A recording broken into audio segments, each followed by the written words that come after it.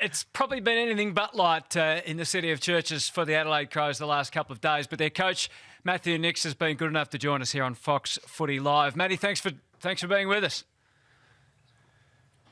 No worries. Thanks for having me, guys. Well, obviously, as a first-year coach, you weren't expecting the whole coronavirus interruption. Yeah, it's tough enough being a senior coach, but when you get the sort of issues that you've had to face already in the past few weeks, it must be make things even more difficult for you.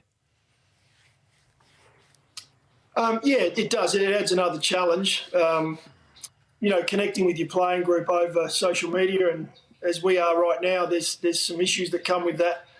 As we all know, the internet sometimes can play tricks on you, but look, from a point of view of being a new coach having the opportunity that I have over the last couple of months to work with our players as a group, but also individually, and not have that, I guess, that roller coaster of win-loss results every weekend has made it a lot easier to build on some areas we know we have to, around some of our off-field mindsets, the way we approach games. So I've really enjoyed that challenge as a coach. How disappointed were you when you found out what had happened in the Barossa Valley with the quarantine players? Yeah, disappointed is probably not the right word. I was gutted, to be honest. It was, we put all good intentions into setting our guys up as well as we possibly could. And just to give you some perspective around what we were faced with, getting our players back into the state, within a short period of time, to do the right thing by the league and try and get ourselves prepared for what was a 14-day isolation period. We had 17 players that were in that position, of which most of those players were younger, first, second players. We're talking 19-year-olds. Even some of our older leaders were 23 years old. So it was quite a challenge. They did that incredibly well. They got back into the state immediately that we asked them to. And we went straight into preparations in preparing them the best we possibly could, so they weren't disadvantaged by being locked in small rooms and in houses around Adelaide for a 2-week period, which would put them well and truly on the back foot leading into a season. And our main concern with that was not so much around form and the ability to compete with the rest of the competition. It was around injury. These players are finely tuned machines, so they've done a lot of work over the last month or two, and we didn't want to lose that in a 2-week period of sitting on the couch. So getting them down to where we were able to get them down to was the ultimate in the end. It was perfect to help them prepare. And unfortunately, in a 2-hour training session, we've had a 5 or 10 minute period where we made a mistake. And some of that comes back to the communication, and that's where I put my hand on my heart and I take responsibility, and I've let our boys down. But I feel for such a young group of boys in this situation, and I'll do everything to stick up for them from this point forward. What do you mean you let them down, Matt? Oh, look, I think, as a coach, you're responsible to look after your young men, and part of what we set up and we endeavour to do is get them ready for the season, and we prepare training plans for them.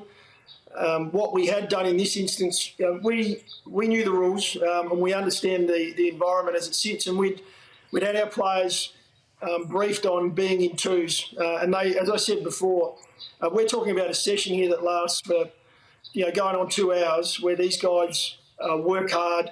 They were in pairs, working on a golf course that we'd had locked down to only our players were able to use. We had 4 holes that we'd been able to separate our group with. They were going through a really solid running session that then led into them into some skills at the end in pairs, kicking balls back and forth. Now, some of the communication from me as a head coach around what I expected there had some grey in it, and that's what I'm referring to. Sorry, Matt. What grey are we talking about? So when we talk to our players around the reason we kick and we need to have skills involved is to prepare quad muscles, to prepare hamstrings. When you're kicking a ball, it's not something you just come in and round 1 or round 2 that we'll go into, you pick up your first ball and kick. So we talk about kicking, we talk about fast feet when we're kicking. Now, we talk about ground balls, we talk about working on aerial contests. in the note that we sent through to our players, and remember, we don't actually have a coach at these sessions. We can't have a coach because the players are in twos. That note goes out with, we want you to work on these areas. Now, unfortunately, what's happened in this instance, 4 of our pairs have got in close proximity and began kicking balls around with each other. And it's it's an innocent mistake. It's one that we know we've done wrong.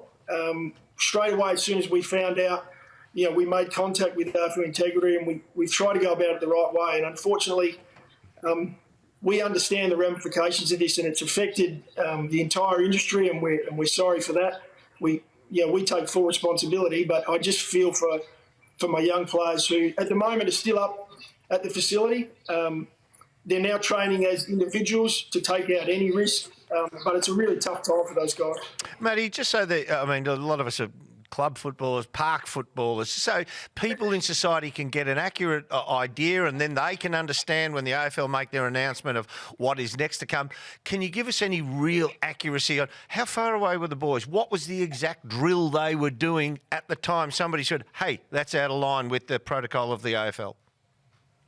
Yeah, I can do. And my understanding of it, and you have to bear with me, I've spoken to as many of the players, obviously, as I can, and our staff, just around exactly what did happen. Now, players were kicking in pairs, so we're talking 15 to 30, 35 metres. These guys were kicking the balls around. I'm led to believe that the players came together then at a point and ended up with 4 pairs knocking balls around. And it's similar to drills we do during the season, which unfortunately we know, even though these players are still 15, 20, 30 metres away from each other, it's actually a group activity. Not our intention. So they weren't. So just to interject, besides the 2 in the pair, they weren't. 2 pairs weren't 1.5 metres or closer to each other. It was just that they were in the group activity. Yeah, it's a group activity, Jeremy. So what we're talking about here at a time, if a player may have run through, I can't guarantee a player wasn't within 1.5 metres running past another player. I can't say that categorically, but what I can say is, the way the boys have explained it to me, they were knocking balls around, and yeah, they made a mistake. They actually had a group of 8 that were kicking balls back and forth and moving between each other. So, look, we're not at any stage saying, no, we didn't get this wrong. We're going to own up to our mistake, and that's why we've come straight out as quick as we possibly could to let the AFL know what has occurred. Hand on heart, Matty, do you think that these actions will affect AFL football in South Australia in the short term? Look, I really hope it doesn't. But look, we understand the ramifications of what's happened here. I mean, the timing of, the way the society is at the moment, and the risk that we want to avoid any risk we possibly can.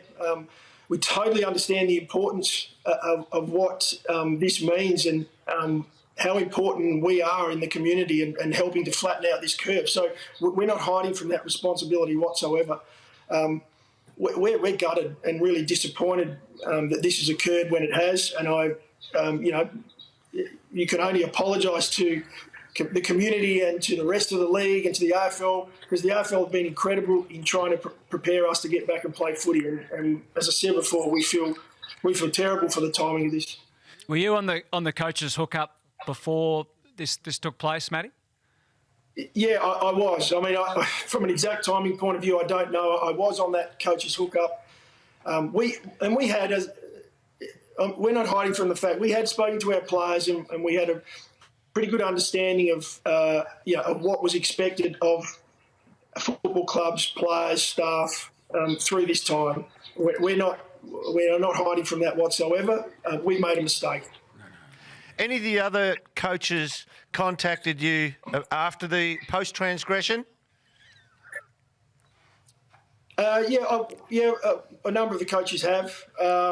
Obviously, I've got some really strong relationships still with some of the guys I've worked with across the journey. So, it means a lot just to hear from some of those. So they were sympathetic. They weren't saying, "Hey, mate, what have you been doing to us?" We're all abiding by the situation. Oh, look, we're talking messages, Dermy. We didn't go into any detail around exactly what had happened. It was more just hope you're hanging in there okay. Matty, have you had to nominate what you think would be an appropriate punishment or sanction, or are you involved in that discussion at all, or are you just sitting back and waiting for the AFL to drop the hammer? No, we're not involved in that at all. We're aware that they're conducting their own investigation into the matter, but we just have to await their feedback on that. Matty, we haven't discussed it on the show yet. We had a bit of a chinwag shouting match before the show about what is the appropriate penalty. Myself and Dermot, I think, are on one side, and Kingy and Hutto are on the other. Myself and Dermot are probably thinking, wet lettuce leaf, I'd like to see apply. Let's just, it's a mistake. And I think Kingy and Hutto want to go, they're going to come down really, really heavy. What do you think would be a reasonable, fair outcome? Look, it's a hard one for me to answer, and I hope that's not a cop-out. It's the last thing I've thought about at this point, other than protecting and looking after my young guys and players and my staff. That I'd be devastated to know that any of our players were smashed with this. I totally understand, though, where if you talk current environment, I understand why some people believe the punishment should be strong. But I think if you get an understanding of exactly how this played out, hopefully our guys will come through the other end of it. Matty, in terms of the broader picture then, how important for you is it to be able to either host matches in South Australia or at least be in a fly-in, fly-out situation rather than a hub? Yeah, that's a good question because we've already played one round this season, and unfortunately it was a home game where we didn't have our members and supporters in the stadium, and we know how passionate our members and supporters are, and it's an incredible advantage for us when we're playing at home in front of 50,000 fans. So look, our preference would be to play home and away, obviously, to give us that advantage when we do play at home, but we are 100% flexible, and we'll do whatever it takes from here to play footy. So if that means we're forced to play away from home for a month or 2 months at the start of the season, and maybe we can make that up later in the season, we'll get done whatever the AFL need us to do. Matty, can you just inform us we're talking a lot about the players, but what about the staff that were there? By all reports, there was an assistant coach and a dietitian, Benny Hart. I think Ben Hart was there. Has been reported. What was the communication with those guys? How come the communication's going so far wrong if you had that level of personnel there? Yeah, well, first of all, with the coaches, so Benny Hart's up there. Benny's actually in isolation. So Ben was, one of the staff or players that came back from interstate. So he wasn't actually down there as a coach. And if you go through even our last month of training, if I go to a training session with Rory Sloane, it can be Rory Sloane and I. So straight away, he's a disadvantage that he's not able to run and work with a teammate, because if he runs with me, there's no upside for that. I'm not keeping up with Rory Sloane. So Benny Hart was down there not to coach our group. It was great, and we were extremely lucky that Ben was able to be in the facility just to be able to liaise over Zoom, be able to go back and forth with our players, or even speak to a player one-on-one, go for a walk and so on if need be. Unfortunately with this, when we talk about a 2-hour session and we're spread across 4 fairways, Ben Hart's still in isolation. So Ben Hart's doing his best to keep his distance from that group. Now, I'm not saying that's 100% the reason. The reason that why we ended up getting it wrong was around communication, which is in their written program. We empower our players a fair bit, and a written program is something we worked on a lot. Matty, can I ask, really depressing matters, if you want to get out of this, can you tell the boys to load up with a couple of cartons of Hill of Grace or something on the way back, or some Grange? Maybe Gil would enjoy that. That might lighten the burden somewhat. Oh, wouldn't it be nice? Some of the best wines you'll ever come across come up from that way. So it is disappointing that we're talking about the Barossa Valley, and it is. It's a lot of us are gutted at the moment. normally we, as you said, we come back from there with a case of something. Matt, I want to ask you how you're shaping up, because since you've been appointed coach, you've had your player, get caught drink driving. You had the coronavirus get dumped on. You played your first game. You got narrowly beaten. Now you got this situation. You're a football coach, and I think the most I've heard you speak for the last 3 months is about issues, not about football. I mean, were you prepared for this? How do you prepare to be a football coach and have to deal with all these sort of extra elements, extra layers?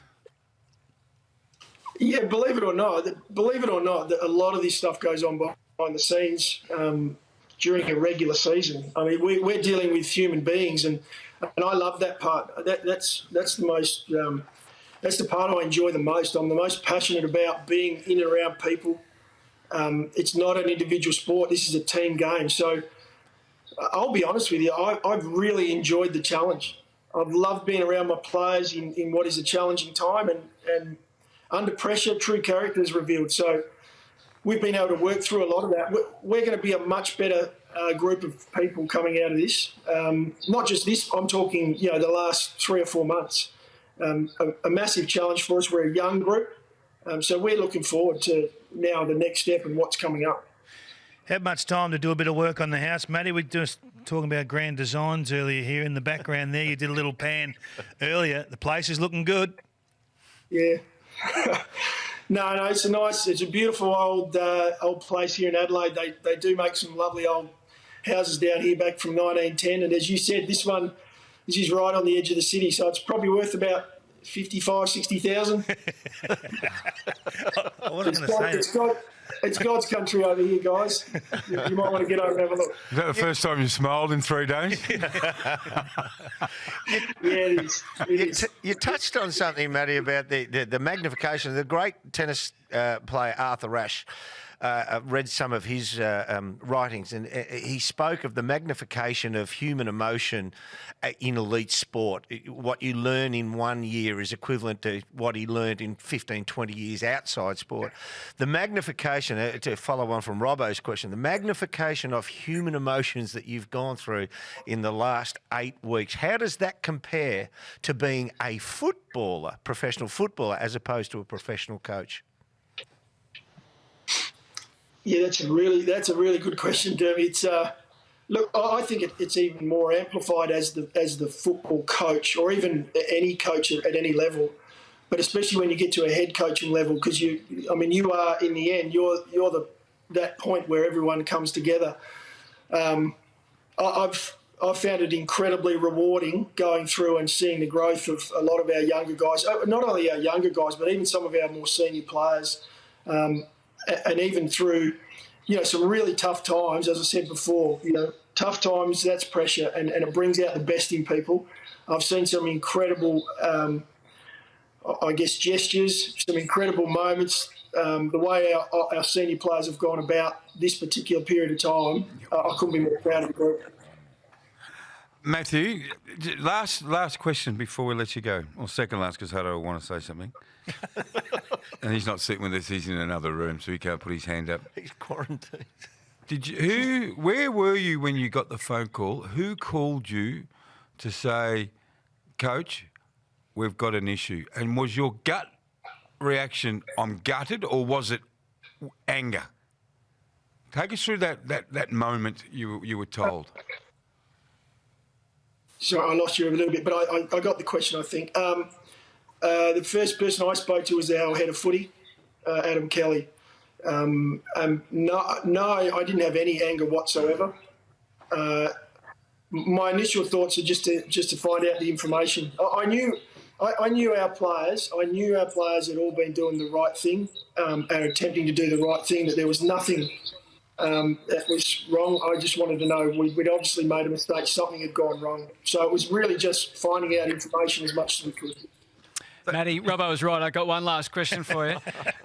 Are you expecting to be able to train with restrictions next, not this week coming up, but the week after, and then play perhaps on that round starting the 18th of June?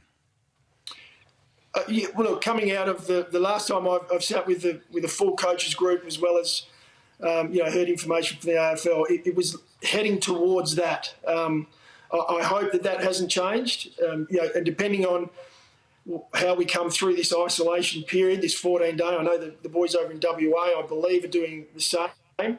The moment those guys are out, you'd like to hope that gives us an opportunity, still with some restrictions on the ability for our guys to come together in possibly groups of 10. But again, these are things that seem to be changing daily. So we'll just wait on some more news of that. Thank you, mate. We really appreciate your time. I know there's been some questions over the transparency of your footy club, but you couldn't have been more transparent today, so we really appreciate that. And let's hope things are on the up for you from now on. Yeah, thanks very much, guys. Appreciate the chat.